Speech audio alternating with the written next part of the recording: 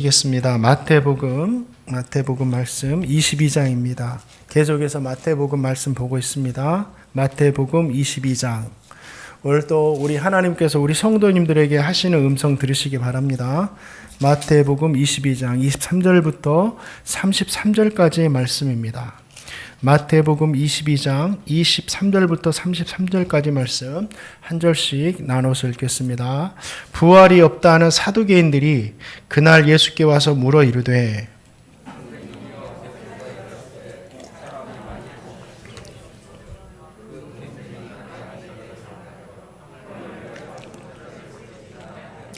우리 중에 7형제가 있었는데 마지가 장가 들었다가 죽어 상속자가 없으므로 그 아내를 그 동생에게 물려주고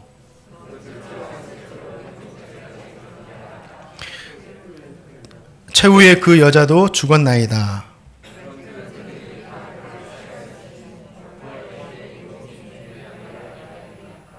예수께서 대답하여 이르시되 너희가 성경도 하나님의 능력도 알지 못하고는 고로 오해하였도다.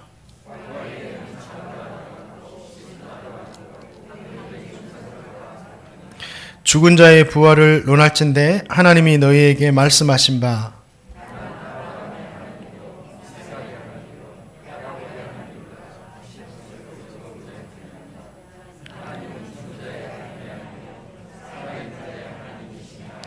함께 읽겠습니다. 우리가 듣고 그의 가르치심에 놀라더라. 아멘.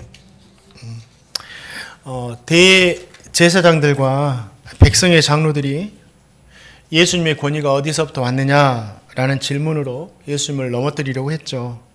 그리고 바리새인들과 헤롯 당원들도 하나가 되어서 가이사에게 세 바치는 것이 맞느냐라는 질문을 통해서도 예수님을 넘어뜨리려고 했습니다. 또 오늘 말씀 보니까 부활이 없다고 믿는 사두개인들이 예수님을 찾아와서 부활에 대해서 질문을 합니다.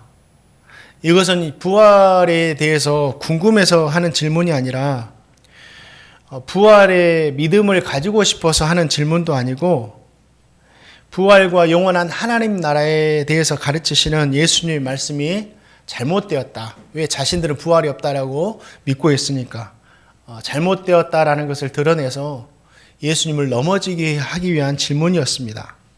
생각해 보세요. 대제사장과 백성의 장로가 예수님을 넘어뜨리려고 하다가 안 되니까 이제는 바리새인과 헤롯 당원들이 또 예수님께 찾아와서 넘어지게 하려고 하고 또 바리새인과 헤롯 당원들이 안 되니까 이제는 사두개인까지 나서가지고 주님을 넘어뜨리려고 합니다. 이 다음 주 하는 말씀도 또 계속해서 예수님을 공격하는 말씀이에요. 이런 상황이라면 예수님께서 이제 곧 십자가에 돌아가시니까 분노하셔가지고 이들에게 정말 징계하셔도 될 것 같은데 주님은 사두개인들의 질문을 들으시고 부활에 대해서 더 자세하게 말씀하심으로 그들에게 부활에 대한 믿음을 주고자 하신 거예요. 오늘 사두개인과 부활 논쟁을 하시는 이 주님의 말씀을 통해서도 저와 성도님에게 주시는 귀한 은혜들이 있습니다. 한 절 한 절 살펴보면서 저와 성도님 은혜 나누기를 원합니다. 23절 말씀 같이 한번 읽어보겠습니다. 23절 읽겠습니다. 시작. 부활이 없다는 사두개인들이 그날 예수께 와서 물어 이르되 성경을 보니까 이 사두개인들은 부활이 없다라고 하는 사람들이라고 기록되어 있습니다. 이들은 전혀 부활에 대해서는 관심을 가지고 있지 않던 사람들이었어요. 그 이유가 있습니다. 이 사두개인들이 어떤 사람이냐면 제사장 가문에 속한 사람들입니다. 그래서 성전에서 일을 하니까 성전에서 이렇게 발생하는 이 소득을 통해서 생활하던 사람들이었어요. 저와 같은 사람이죠. 저와 같은 사람입니다. 태어날 때부터 유대인들에 의하면 태어날 때부터 이들은 선택받은 자, 제사장으로 귀족 출신으로 태어난 사람들이었다라고 할 수가 있죠. 예수님 당시에는 이 바리새인들과 함께 유대를 이끌었던 양대 문파 중에 하나가 바로 사두개인들이었어요. 이 신약 성경에는 바리새인들이 많이 등장하는데 이 당시에는 이 정치적으로, 경제적으로, 사회적으로, 종교적으로도 더 강력한 힘을 가졌던 사람이 누구였냐면 이 사두개인들이었습니다. 로마가 유대를 지배하자 이들은 지극히 현실적인 사람들이었어요. 야, 우리가 현실을 받아들이자. 그 강대한 로마를 우리가 어떻게 이겨낼 수 없다.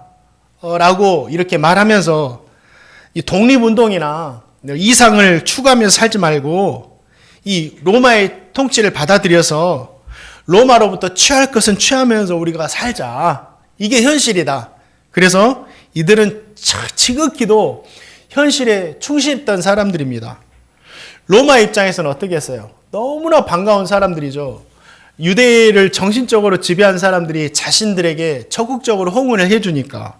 그래서 이 사두개인들은 로마의 힘을 배경으로 귀족 계층의 이러한 신분을 계속 유지하면서 부유함까지 계속 누리고 있던 사람들이 누구예요? 바로 사두개인들이었죠. 이들은 유대인들이 가장 중요하게 생각했던 신앙의 중심지, 하나님을 믿는 그 뜨거운 그 신앙, 하나님께 대한 열심이 있는 이 중심지였던 이 예루살렘 성전을 주 무대로 활동을 했습니다. 그래서 사람들에게 늘 존경받고 또 사람들에게 관심을 받고 있던 사람들이 그들이었죠.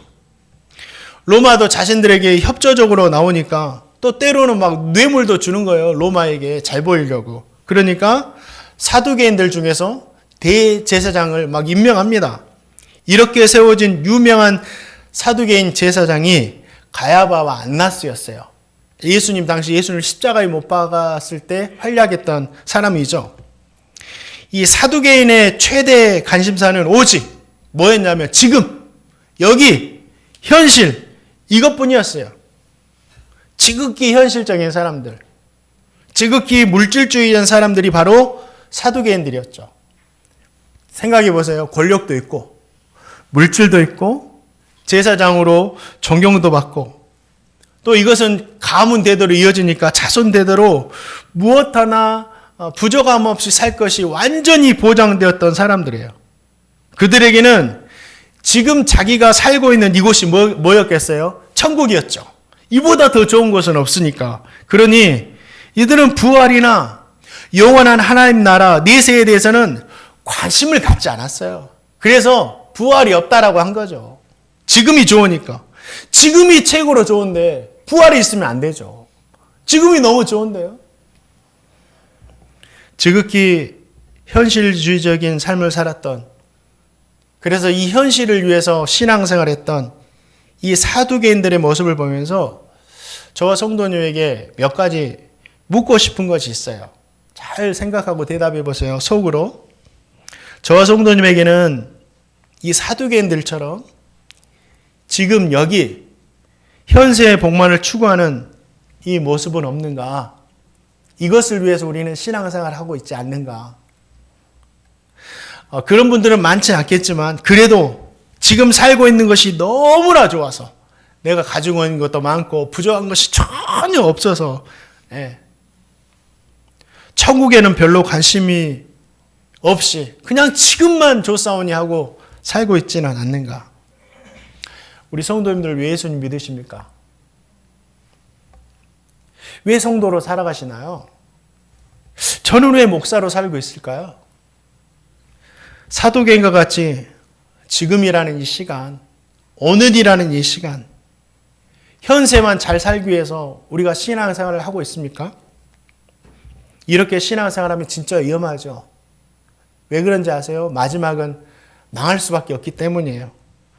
그런데 우리가 사두개인의 이야기를 들으면 제가 부정적으로 좀 이야기를 하니까 그렇게 살면 안 되지라고 가볍게 받아들일 수 있지만, 그런데 좀 자세하게 들어가 보면 예수님을 믿는 성도들 중에 지금 오늘 현세 물질 이것만을 위해서 신앙생활하는 사람들이 이것이 신앙이다, 이것이 하나님의 축복이다 하면서 몰두해서 신앙생활하는 사람들이 얼마나 많은지 몰라요. 최근에 그런 사건이 일어났어요. 어떤 교회에서.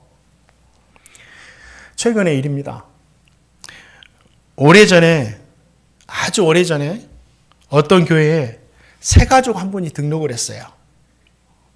목사님 입장에서 얼마나 좋을까요? 그런데 등록하자마자 이분이 새벽 예배도 참석하면서, 새벽 예배 참석한다는 것은 신앙이 있다는 거잖아요. 열심히 있다는 거잖아요. 새벽 예배 또 기도도 지극정성으로, 그렇게 막 지극정성으로 기도를 합니다. 누가 보아도 야, 이번에 참 믿음 좋은 분이 우리 교회에 들어왔다 할 정도로 하는 거예요. 교회 봉사를 있으면 자기 일도 제쳐놓고 다 교회 와가지고 앞장서가지고 봉사하고, 또 교회 봉사할 때 또 물질도 필요하니까 목사님 광고하면 자기 물질도 아낌없이 막 헌금으로 내놓는 거예요. 야, 그러면서도 사람들 보기에, 겉으로 보기에도 좋은 옷 입고 좋은 차 타고 다니면서 뭐 이렇게 신앙생활 하는 거예요. 야, 뭐 하나 부족할 분이 없는 분이 저렇게 열심히 하신다. 그래서 어떻게 합니까? 야, 그렇지. 저렇게 신앙생활 하니까 하나님께서 복 주셔서 저렇게 사는 거지. 이렇게 이야기가 되는 거예요.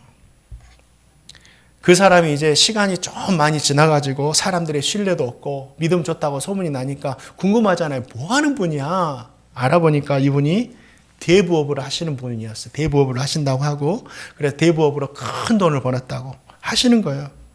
근데 보니까 믿음도 좋은 것 같고 기도도 열심히 하는 것 같고 막 헌금도 많이 하는 것 같으니까, 야, 그래도 하나님 복 주셨다라고 사람들이 생각한 거예요. 그래서 나중에는 이제 이분에게 돈을 맡기면 그 돈을 사용해서 나처럼 많은 돈을 벌게 해주겠다라고 한 사람 한 사람 접근을 한 거죠. 그 말에 속아서 성도들이 한두 명 돈을 맡긴 거 아닙니다. 수십억에 이르까지 됐어요. 수십억까지. 그런데 탈이 나죠. 몇 번은 돈을 주다가 주지 않은 거예요. 그래서 어떤 성도는 나 이자도 필요 없으니까 원금만 달라고 막 이렇게 하는 거예요. 그래도 약속도 지키지 않고 계속해서 피하기만 하니까 이분이 이제 결국은 피켓을 들고 교회 앞에서 누구누구 집사 내 돈 내놔라고 1인 시위까지 하기 시작한 거예요. 근데 그렇게 시작된 것이 피해자가 한두 명이 아닌 거예요. 자신도 축복받고 싶어서 돈을 맡긴 사람들이 한두 명이 아니었다라는 거죠. 교회가 온전하겠습니까? 목사님은 온전하겠어요? 처음에는 기분 좋다가 나중에는 이제 미치는 거죠. 다 사기친 사람이나 속아 넘어간 사람이나 다 사두개인 같은 사람들이죠. 무엇을 하든지 돈만 많이 벌어가지고 좋은 차 타고 좋은 옷 입고 다니면 복 받은 줄 알고 그 모습이 하나님의 은혜인 줄 알고 신앙생활 했던 사람이 그 교회에 엄청 많았다라는 거예요. 대법을 해서 100%, 200% 불법으로 이자를 받아서 부자 되는 것이 하나님의 은혜이고 복입니까? 이건 하나님 싫어하시는 거예요. 사기를 치는 사람도 잘못이지만 잘못된 일로 돈을 많이 버는 것이 복 받는 것이라고 생각해서 그 축복을 받기 위해서 동참한 사람들도 돈 맡긴 사람들도 다 똑같은 사람들입니다. 교회 안에 무엇을 하든지 세상의 것으로 충만하면 하나님께 복 받은 것으로 생각하면서 신앙생활하면 안 된다라는 거예요. 그런데 그렇게 신앙생활하는 열어보니까 엄청 많더라는 거예요. 호세아 선지자가요, 이스라엘 백성들에게, 하나님의 백성이라는 이스라엘 백성들에게 뭐라고 한지 아세요? 이 백성이 하나님을 아는 지식이 없어서 망한다 라고 말합니다. 근데 이 하나님을 아는 지식이 뭔지 아세요? 이 말씀한 다음에 바로 뭐라고 호세아 선지자가 말하면, 그들이 번성할수록 내게 범죄했다라고 합니다. 번성할수록 하나님께 죄를 지었다라는 거예요. 바꾸고 말하면 뭐예요? 죄를 지어도 번성할 수 있는 거예요. 죄를 지어도 부자 될 수 있는 겁니다. 그래서 번성하는 것, 부자 되는 것이 모두 복이 아닙니다. 죄의 결과가 번성하는 것일 수 있어요. 그것도 모르고 죄된 일을 해도 번성하니까 이것이 하나님의 은혜라고 생각해서 더 죄를 짓는 거예요. 이것이 하나님을 아는 지식이 없어서 망하는 거예요. 잘못한 거죠, 하나님을. 사랑하는 성도님들, 사두개인들처럼 오늘 지금 현세의 복만을 추구하는 신앙은 참 위험합니다. 현세의 복을 누리는 것도 하나님이 주시는 것은 사실입니다. 하나님이 주시죠. 그러나 그 복은 부수적으로 주시는 것이지 본질은 아니에요. 우리는 예수님의 말씀처럼 먼저 그의 나라와 그의 의를 구해야 됩니다. 이걸 먼저 추구해야 돼요. 예배하고 지금처럼 복음 전하는 거, 하나님 가장 기뻐하신 것이 예배하는 거고 복음 전하는 거예요. 복음 전하고 복음 전한 게 또 선교잖아요. 선교하고 어려운 이웃들을 돌보고 교회에 나와서 봉사하고 나에게 주신 세상의 일을 통해서도 하나님께 영광을 돌리고 이렇게 살아가는 거예요. 이게 먼저 그의 나라와 그의 의를 구하는 거예요. 그때 우리가 구하지 않은 나머지 것도 더 잘이라고 주시는 거예요. 저 성도님 모두가 현세의 삶만이 아니라 부활이 있음을 믿으시고 영원히 살아갈 하나님의 나라 있음을 믿으시고 여러분 하나님의 나라는 이 세상과 비교할 수 없는 것이에요. 믿으시고 정말 우리가 하나님의 백성이라면 이 세상의 것이 아니라 하나님의 것을 추구하며 살아가시기를 주님의 이름으로 축원드립니다. 네. 또 한 가지 오늘 말씀을 통해서 우리가 받을 수 있는 은혜가 있습니다. 28절 말씀 한번 읽어볼까요? 28절 읽겠습니다. 시작.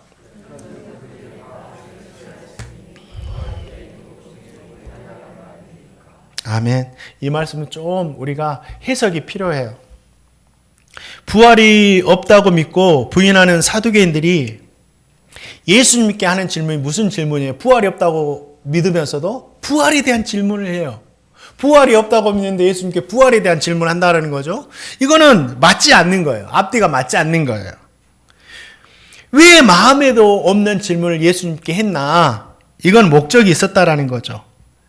이 질문을 통해서 부활이 없음을 증명해가지고 부활이 있다고 말하는 예수님의 가르침이 잘못되었다고 해서 사람들을 예수님께 다 떠나게끔 하는 그 일을 하려고 지금 질문하는 겁니다. 의도적으로. 사두개인들은요, 모세 오경만을 유일하게 성경으로 받아들입니다. 나머지 선지자들은 성경 취급 안 했어요. 모세 오경만이 성경이다. 모세 오경 중에 신명기 25장을 보면 유대인들에게만 있는 독특한 결혼법이 있어요.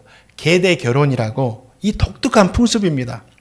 이 결혼은 뭐냐면 이 결혼을 한 형제가 자녀가 없이 죽으면 이 아내는 미망이 되잖아요. 혼자 되잖아요. 그럼 이 미망이 된 아내는 타인에게 시집을 가는 것을 금하고 남편의 형제가 남편의 동생이 되었든지 이렇게 형이 되었든지 형제가 그를 아내로 맞아서 아들을 낳게 하는 거예요. 그리고 이 아들을 낳으면 첫 아들을 낳으면 죽은 형제의 이름을 물려받아서 이스라엘의 그 이름이 끊어지지 않게 하기 위한 하나님의 특별하신 배려였어요. 가문을 위한 배려, 죽은 자에 대한 배려였죠. 사두개인들은 이 말씀이 그냥 그 죽은 자에 대한 배려인데 후소 없이 죽은 자에 대한 배려인데 부활이 없음을 증명해 준다는 말씀으로 생각을 합니다. 왜냐하면 만약 부활이 있다면 내세에 한 여인에게 2명의 남편이 생기는 건데 이건 유대인으로 있을 수 없는 거다. 그래서 부활은 없다. 부활이 있다면 말씀이 어긋나 버리는데 어떻게 이런 일이 있겠느냐라고 하면서 부활이 없음을 증명해 주는 말씀으로 이해했다라는 거죠. 그런 생각을 가지고 있던 사두개인들은 예수님을 곤란하게 만들기 위해서 또 이 계대 결혼법을 더 좀 심화시켜 가지고 과장되게 예수님께 질문합니다. 예수님, 7명의 형제가 있었는데 첫째가 결혼해서 상속자가 없이 죽었습니다. 그래서 그 아내가 둘째를 취했는데도 둘째도 셋째도 7째까지 다 상속자를 낳지 못하고 죽었습니다. 그리고 아내도 죽었습니다. 그러면 부활 때 이 여자는 누구의 것이 되겠습니까? 이 질문하는 거예요. 있지도 않은 이야기를 가지고 예수님을 매우 곤란하게 해가지고 부활을 부인하려 했던 거죠. 이건 있을 수 없는 거다. 사두개인들은 예수님을 꼼짝도 없이 부활을 부인할 수밖에 궁지로 몰아넣었습니다. 그런데 주님께서요, 그 질문을 듣고 뭐라고 하십니까?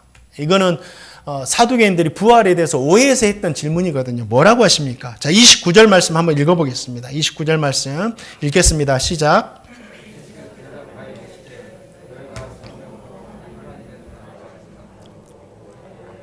예, 사두개인들은 성경을 오해하고 있었어요.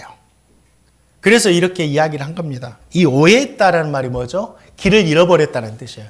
길을 잃어버렸다. 잘못된 길을 가고 있다. 그들이 모두 이 성경을 오해하니까 현세에만 집중하면서 내세 없다고 생각하니까 현세만 집중하면서 잘못된 신앙생활을 하고 있었던 거예요. 이 성경 말씀을 잘못 이해하니까. 부활이 없고 천국이 없으니까 현세만 집중하는 거죠. 무서운 것은요, 그 길이 진짜인 줄 알고 계속 간다는 거예요. 더 무서운 건 뭔지 아세요? 그 길이 진짜 아니고 자기만 가면서 되는데 다른 사람도 끌어들여가지고 다 같이 간다는, 망하는 길로. 이스라엘 백성들도 그래서 그 영향으로 이스라엘 백성들 어떻게 변할까요? 지극히 현실적인 사람들이 됩니다. 그래서 너무 현실적인 사람들이 되니까 그래서 예수님을 죽인 거예요. 이스라엘 백성들이 너무 현실적이다 보니까. 그들이 현실적이니까 어떤 왕을 기다렸겠어요? 현실적인 왕. 로마를 물리치고 유대를 다시 한번 강하게 세울 현실적인 왕을 기다렸던 거예요. 그 현실적인 왕을 누구로 바라본 거예요? 예수님으로 바라본 거예요. 근데 예수님이 와가지고 로마와 싸우지도 않고 우리에게 주셨던 현실적인 것들 잠깐씩 공급해 주지만 움직이지 않는 거예요. 그러면서 천국에 대해서 말하고 부활에 대해서 말하고 내세에 대해서만 이야기하니까 이제 싫은 거예요. 왜 우리는 현실을 원하는데, 현실에 복받기를 원하는데 자꾸 현실에도 없는 자꾸 이상한 이야기만 하냐. 그래서 결국 그들은 자신들이 원하는 왕이 아니니까 예수님을 버립니다. 예수님 죽어도 상관없는 거예요. 자신들에게 필요 없으니까. 그래서 너무 현실적이다 보니까 십자가의 주님을 못 박은 거예요. 누구의 영향을 받아서? 사두개인들의 영향을 받아서. 마태복음 15장 주님께서 이런 말씀을 해요.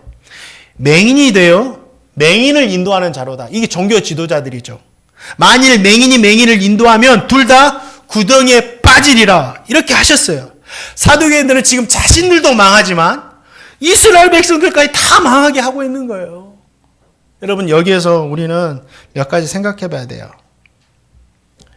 지극히 현실에만 집중하면 주님을 버릴 수밖에 없어요. 저 성도님도. 진짜 지극히 현실에만 집중하면요, 다 주님 버립니다. 왜요? 당장 지금 복 받고 싶어서 예수님 믿었는데 예수님이 당장 복을 주시지 않더라는 거예요. 뭐 100명 중에 1명 줄까 말까 하고 안 된다라는 거예요. 그러니까 기대치인데 예수님 전도하면 예수님 믿으면 다 잘 된다고, 복 받는다고, 들어와도 복을 받고 나가도 복을 받고 밭에서도 복을 받고 집에서도 복을 받는다고 했는데 안 되니까, 이게 안 되니까, 현실에서 안 되니까 거짓말이구나 하고 다 떠나는 거예요. 그 복을 주신다는 다른 신을 찾아 막 떠나는 겁니다. 진짜 있어요, 교회에 와서. 또 한 가지는 지도자가 중요해요. 지도자가. 말씀을 가르치는 지도자가 중요합니다. 그래서 저와 성도님이, 저도 기도하고 우리 성도님 저를 위해서 기도해야 돼요. 우리 목사님 곁길 가지 않게 해달라고. 얼마나 저에게 유혹이 많은지 모릅니다. 말씀을 조금만 이용하면서 성도들의 마음을 혹하게 해가지고 제가 원하는 것들을 이뤄낼 수 있거든요. 이러한 유혹들이 얼마나 많은지 몰라요. 근데 그 하나님이 지금 보고 계시잖아요. 이 말씀 시간은 하나님이 보고 계시는 시간이잖아요. 단어 하나라도, 간증 하나라도 거짓이 들어가면 안 되잖아요. 얼마나 조심하는지 모릅니다. 하나님이 보고 계시니까. 지도자가 중요하고, 저도 변지 될 수 있는 사람이 가능성이 엄청 많은 사람이에요. 제가 그걸 아니까. 또 성도님들도 깨어 있어야 돼요. 지도자만 깨어 있을 게 아니라 성도님들도 깨어 있어야 돼요. 그래서 강단에서 하나님의 말씀이 아닌 것을 막 외치면 아멘 하면 안 돼요. 한번 보세요. 유튜브 들어가지고 하나님 말씀도 아닌 걸 막 외치는데 아멘 하고 외치는 사람들이 얼마나 많은지 미치겠어요. 그걸 보면. 왜 그러지? 왜 저게 아멘 하지? 왜 그러지? 사랑하는 성도님들, 강단에서 하는 이야기라고 무조건 아멘 하면 안 됩니다. 하나님의 말씀에만 아멘하시기를 주님의 이름으로 축원드립니다. 어떤 목사님이 최근에 그러더라고요. 공산당 마귀를 때려잡아야 된다고 그러니까 아멘 하는 거예요. 사랑하는 성도님들, 정말 우리 성도님들 깨어 있어야 돼요. 저도 깨어 있어야 돼요. 우리 성도님들 깨어 있어야 돼요. 그래야 제가 깨울 수 있는 거예요. 대제사장들이 길을 잃고 잘못된 길을 가면서도 그 길이 진짜라고 생각하는 이유가 뭐겠어요? 그 길이 진짜라고 생각해서 백성까지 그곳으로 인도한 이유가 뭐겠습니까? 우리가 그 이유를 알 때 우리가 길을 잃어버리지 않을 수 있어요. 예. 자, 중요한 말씀이에요. 29절 말씀에서 뭐라고 합니까? 그들이 성경도 모르고 하나님의 능력도 알지 못했기 때문이라고 그래요. 그러면 우리가 성경도 잘 알고 하나님의 능력도 잘하면 우리가 곁길 가지 않을 수 있다라는 거예요. 그들은요, 제사장이었는데 성경을 몰랐대요. 이거는 뭐 성경이 있다 없다 이걸 모르는 거 아니에요. 이 말이 뭐냐면 성경을요, 자기가 보고 싶은 데만 보고 자기가 듣고 싶은 데만 들었다라는 거예요. 그래서 성경을 알지 못하는 겁니다. 계대 결혼에 대한 이 말씀은 부활이 없음을 증명해 주기 위한 말씀이 아니라 후사를 주지 못하고 죽은 자들에 대한 배려였죠. 그러면 되는 건데 이 부활에 대한 말씀으로 해석을 하는 거예요. 왜요? 너무 현실이 좋으니까. 부활이 없어야 되니까. 자기 마음대로 해석한 거예요. 그래서 그들이 성경을 알지 못한 거예요. 주님은 32절 말씀에서 부활이 없다는 사두개인들에게 이제는 오해하는 것들을 바로 잡아줍니다. 저와 성도님이 이 말씀을 잘 알아야 돼요. 아, 이게 부활이구나. 부활 때는 이렇게 되는구나. 알려주세요. 부활에 대해서 궁금하지 않으세요? 우리가 앞으로 이제 부활해서 살아갈 날이 궁금하지 않으십니까? 여기에 대해서 알려주세요. 자, 사두개인들에게 뭐라고 하냐면 하나님께서 아브라함과 이삭과 야곱의 하나님이라 하신 것을 듣지 못했느냐 말해요. 사두개인들도 이 말씀 들었어요. 모세오경에 나오니까. 하나님께서 모세에게 나타났을 때 뭐라고 그래요? 내가 아브라함과 이삭과 야곱의 하나님이다 라고 말하거든요. 그런데 이 아브라함과 이삭과 하나님이다를 모세에게 말했을 때 이 세 사람은 이 땅에 죽고 없는 사람들이에요. 그런데 이 말을 현재형으로 합니다. 아브라함과 이삭과 야곱의 하나님이다 말을 현재형으로 해요. 지금 살아있다고 말하는 거예요. 그러니까 모세가 들었을 때도 아브라함과 이삭과 야곱은 살아있다라는 거예요. 살아있다라는 거예요. 자, 32절 후반절 말씀에도 보면 하나님은 죽은 자의 하나님이 아니라 산 자의 하나님이라고 하셨어요. 그러니까 지금 아브라함과 이삭과 야곱이 지금도 살아있다라는 거예요. 이것은 무엇을 말씀하시느냐? 부활이 있음을 말하는 거예요. 죽은 것이 아니다. 부활이 있다라는 것을 말씀하신 거예요. 주님은 이 부활이 있음을 아브라함과 이삭과 야곱을 통해서 말씀하신 후에 부활에 대해서 오해하고 있는 그들의 생각을 또 바로 잡아주세요. 아마 사두개인들은 부활이 없다고 생각하면서도 혹시라도 부활이 있다면 이 땅의 삶이 그대로 연결된다고 생각했나 봐요. 이 땅에 결혼 생활하면 저 세상에서 가서도 다 결혼 생활 똑같이 하고 산다고 생각했던 것 같아요. 근데 주님께서 뭐라고 하십니까? 그게 아니다. 부활 때는 장가도 아니가고 시집도 아니가는 것이다 라고 말합니다. 왜 그럴까요? 하나님께서 결혼 제도를 왜 주셨나요? 두 가지입니다. 생육하고 번성하라고. 이 땅에서 생육하고 번성하라고 결혼 제도를 주셨고 혼자 사는 것이 좋지 못하니까 서로 도우면서 살아라고 결혼 제도를 주신 거예요. 그런데 천국은 죽음이 있어요, 없어요? 없는 거죠. 천국엔 죽음이 없어요. 그래서 생육하고 번성할 필요가 없는 겁니다. 더 이상. 죽음이 없으니까. 그리고 한 가지는 뭐냐면 우리가 부활할 때는 천사처럼 변한다고 했어요. 완전한 몸으로. 결핍이 없는 모습으로. 천사보다 더한 모습으로 거룩한 모습으로 우리가 변화되는 거예요. 그렇기 때문에 뭐예요? 우리에게는 결혼이 필요 없는 거예요. 혼자 살아도 전혀 결핍이 없는 거예요. 그래서 사두개인들에게 오해하지 말아라고. 부활 때는 시집 가는 일도 없고 장가 가는 일도 없다라고 말씀해 주시는 거예요. 길을 잃지 말아라. 그래서 부활은 있다. 말씀해 주는 거죠. 사랑하는 성도님들, 이 말씀을 통해서 저와 성도님은 한 가지 중요한 교훈을 받아야 돼요. 뭡니까? 성경은요, 하나님의 말씀은 내가 읽고 싶은 대로 읽고 듣고 싶은 대로만 들어서는 절대 안 돼요. 주님이 들려주시고 주님이 보여주신 대로만 읽고 들어야 됩니다. 그래야지 길을 잃지 않을 수 있어요. 그러기 위해서 한 가지 말씀을 읽고 들을 때 한 가지 법칙 알려드릴게요. 나를 중심에서 말씀을 듣고 읽지 마시고 하나님을 중심에 두고 말씀을 듣고 이르세요. 이게 뭐냐면 주님이 원하시는 것이 무엇일까? 내가 원하는 것을 채우는 것이 아니라 주님이 이 말씀을 통해 원하는 것이 무엇일까? 이 말씀을 통해서 주님이 기뻐하시는 것이 무엇일까? 주님이 유익되는 것이 무엇일까? 이렇게 읽고 듣는 거예요.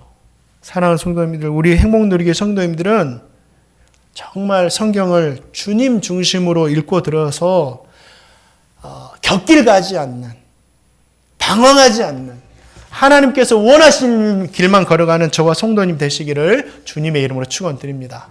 그래야지 건강한 신앙생활을 할 수 있는 겁니다. 또 한 가지는 그들이 왜 이렇게 변질되어 버렸느냐. 하나님의 능력을 알지 못했기 때문이에요. 하나님의 능력을 알지, 이 사두개인들은 하나님의 능력을 알지 못했습니다. 이 말씀은 전능하신 하나님에 대해서 알지 못했다라는 거예요. 자, 하나님은 전능하신 분이죠. 어떤 전능하신 분이죠? 못하는 일이 없으시다. 말씀으로 세상 만물을 창조하시고 자신이 친히 창조하신 이 흙을 통해서 생기를 불어넣으시고 인간까지 창조하신 분이 하나님이시죠. 그렇죠? 그러면 세상 만물과 인간을 창조하는 것은 뭐예요? 무에서 유를 창조하신 겁니다. 그런데 죽은 자를 살리시는 것은 뭐예요? 있는 것에서 없는 것을 하시는 거예요. 둘 중에 어떤 것이 더 힘듭니까? 무에서 유를 창조하는 것이 힘든 거예요. 세상 천지 만물을 말씀으로 창조하는 것이 죽은 자를 일으키는 것보다 배나 힘든 거예요. 그렇기 때문에 세상 만물을 창조하신 전능하신 하나님에게는 죽은 자를 일으키시는 일은 아무것도 아닌 거예요. 세상 만물을 이 흙에 생기를 불어넣어서 인간을 창조하신 하나님에게는 죽은 자를 살리시는 일은 정말 아무것도 아닌 일이 된다라는 거죠. 그들은 이 전능하심을 알지 못했다는 거예요. 이 알지 못했다는 것이 뭐냐면 지식적으로 알지 못했다는 것이 아니라 경험하지 못했다는 거예요. 자, 우리 주님께서 살아계시는 동안 죽은 자를 살리셨죠. 죽은 나사로를 살리셨어, 말씀으로. 죽은 자가 진짜 막 일어났어요. 회당장 야이로 있다를 살리셨어요. 막 다 죽었다고 곡하고 있는데 살아났어요. 나중에는 우리 주님께서 십자가에서 부활하심으로 이 죽은 자가 부활한다는 것을 친히 보여주셨어요. 그러면서 부활의 첫 열매가 되셨다는 거예요. 저와 성도님이 주님처럼 나중 열매가 된다는 거예요. 부활에 있음을 친히 보여주신 거예요. 사랑하는 성도님들, 세상 만물을 창조하신 전능하신 하나님을 믿으시기 바랍니다. 그 전능하신 하나님께서 죽은 자도 살리시는 부활의 하나님을 믿으시기를 주님의 이름으로 축원드립니다. 마지막으로 33절이 짤막하지만 진짜 나에게 주신 말씀이에요. 이 말씀은 진짜 나의 말씀으로 같이 한번 읽어보겠습니다. 시작. 무리가 듣고 그의 가르침에 놀라더라. 항상 주님 곁에는요, 무리라고 하는 사람들이, 불특정 다수의 사람들이 항상 따라다녔어요. 사두개인과 주님의 대화를 듣던 이 수많은 무리들이 부활에 대해서 가르치시는 이 예수님의 말씀에 놀라움을 감출 수가 없었어요. 지금까지 듣지도 보지도 못했던 그 말씀을 들었다라는 거죠. 그런데 정작 주님의 말씀을 듣고 충격을 받고 놀래하는 사람들은 무리들이 아니라 예수님과 대화를 나누는 사두개인들이었죠. 주님의 말씀을 듣고 놀래하는 사람들은 놀라지 않고 그냥 주변에 있는 사람들이 막 놀라고 있는 거예요. 이 말씀을 저는 두 가지로 적용해 봤습니다. 먼저는 꼭 은혜 받아야 하는 사람들은 은혜를 받지 못하고 기대하지 않는 사람들이 은혜를 받게 된다는 거예요. 회개하고 변화돼야 할 사람들은 회개하고 변화되지 않고 주변에 있는 사람들만 회개하고 변화될 때가 있다라는 거예요. 물론 주변에 있는 사람들도 이렇게 은혜를 받는 것이 복된 일입니다. 그러나 은혜 받지 못하는 나를 생각했다면 이거 불행한 일이에요. 주변 사람들은 다 은혜 받는데, 주변 사람들은 다 변화 받는데 사두개인이나 나는 그렇지 못하다면 주님의 말씀을 직접 들었어도 이것이 나에게 무슨 소용이 되냐고요. 다른 사람들은 충격도 받고 놀라기도 하고 은혜를 받는데 정작 은혜가 절실하게 필요한 나에게는 아무런 일도 일어나지 않는다면 이것이 얼마나 불행한 일입니까? 오늘도 우리 성도님, 많은 성도님들이 나와서 말씀을 듣고 있지만 다른 사람들 은혜를 받는데 나 혼자 무덤덤하게 이렇게 앉아있다면 내가 얼마나 불행한 사람이에요. 사랑하는 성도님들, 다른 사람 은혜 받는 것도 중요하지만 내가 먼저 은혜 받는 저와 성도님 되시기를 주님의 이름으로 축원드립니다. 또 한 가지, 내가 놀라야 돼. 내가 충격받아야 돼요. 그리고 이 충격받는 데서만 끝나지 않고 은혜까지 받아야, 믿음까지 가져야 됩니다. 그런데 아쉬운 것은 이 사도행전과의 대화를 듣던 사람들은 부활에 대해서 말씀하신 이 말씀에 대해서도 놀라기는 했지만 믿음을 갖지는 못해요. 이게 아쉬운 거예요. 말씀을 듣고 아무런 반응을 보이지 않는 것보다 놀라기만 하는 것도 좋죠. 그러나 놀라는 데서만 멈추면 안 된다고요. 그 말씀에 충격을 받았다면 그 말씀을 믿음으로 받아들여야 된다고. 믿어야 된다고요. 그때 우리가 길을 잃지 않을 수 있어요. 제가 말씀을 전할 때 우리 성도님들 말씀을 듣고, 야, 박철 목사 말 잘하네. 야, 오늘 말씀도 들을 만한 내용이 많았어. 내가 알지 못하는 걸 들려주네. 열심히 공부했구나. 좋았어. 이런 말을 듣고 싶어서 제가 말씀을 준비하는 게 아니에요. 이런 칭찬을 듣고 싶어서. 성도님들이 말씀을 듣다가 놀라기도 하시고 충격도 받으시고 때로는 감동도 받으시고 위로도 받으시고, 그리고 마지막에는 말씀을 믿음으로 받아들이고 은혜 받아서 정말 변화되는 삶을 살기를 소망하면서 저는 말씀을 준비한다라는 거죠. 제가 원하는 건 그거예요. 말씀을 통해 주시는 은혜가 우리 성도님들의 삶에 넘치는 거예요. 오늘도 이번 주도 맞아, 우리가 천국이 있다, 내가 죽어도 산다, 이 믿음으로, 그 믿음이 있으면 이 세상에 만나는 무엇이 두렵겠어요. 죽어도 사는데. 이 담대함으로 한 주간을 사는 거죠.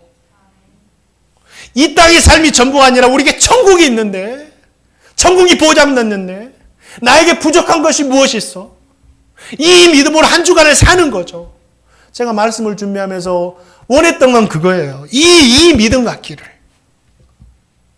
길을 잃었던 사람들이 길을 찾고, 변화되지 못한 사람들이 변화되고, 치유가 필요한 사람들이 치유가 임하고, 그것이 말씀을 준비하면서 제가 정말 기대했던 거예요. 사랑하는 성도님들, 우리 성도님들 말씀을 들을 때 감탄하는 데서만 멈추지 마시고 그 말씀을 하나님께서 나에게 주신 말씀으로 믿고 받아들여서 항상 길을 잃지 않고 하나님께서 원하시는 길로만 걸어가는 저와 성도님 되시기를 주님의 이름으로 축원드립니다. 우리가 말씀을 은혜 받는 것은요, 무엇이냐면 전하는 자도 최선을 다해서 막 쥐어짜듯이 저에게 있는 모든 것을 막 쥐어짜가지고 기도하고 막 해가지고 준비하는 것도 중요하지만 우리 성도님들도 말씀을 들을 때 쥐어짜듯이 들어야 돼요. 이것이 성도님과 저가 이것이 이렇게 딱 부딪혔을 때 하나님의 놀라운 역사가 일어나는 겁니다. 하나님은 말씀을, 우리 주님 자체도 말씀을 하셨잖아요. 오늘도 주님 자체도 말씀하셨는데 사두개인들은 어떻게 들었어요? 항상 부정적으로만 들으니까 은혜를 받을 수가 없는 겁니다. 주님이 말씀을 하셔도 은혜를 못 받아요. 이 시간 주님이 이 땅에 오셔서 말씀을 전해도 사두개인의 자세로 말씀을 듣는다면 그 누구도 말씀을 은혜 받지 못합니다. 주님이 말씀하셔도, 하나님이 말씀하셔도. 그러나 부족한 종이 정말 지극정성으로 말씀을 준비해서 말씀 전할 때, 우리 성도님도 그 심정으로 들을 때, 이것이 만날 때 역사가 일어나는 거죠. 저 성도님 모두가 정말 말씀을 들을 때마다 그 심정으로 들으시기를 주님의 이름으로 축원드립니다. 말씀을 맺습니다. 저 성도님, 특별히 행복누리 성도님들은 저는 다른 교회는 잘 몰라요. 다른 교회는 우리 교회보다 더 훌륭한 목사님들 많고 훌륭할 거예요. 저는 한국 교회가 뭐가 잘못됐다 그런 말할 수도 없는 사람이에요. 우리 교회만 잘하면 돼요. 우리 교회가 잘해야 돼요. 저 성도님 모두는 우리 행복누리교회 성도님들은 사두개인들과 같이 현세의 복만 추구하는 가짜 복사, 가짜 성도 되지 않기를 주님의 이름으로 축원드립니다. 부활에 있음을 믿으세요. 천국에 있음을 믿으시고 영원한 하나님 나라 소망하며 살아가시기를 축원합니다. 예배하고 복음 전하고 얼마 감사해요.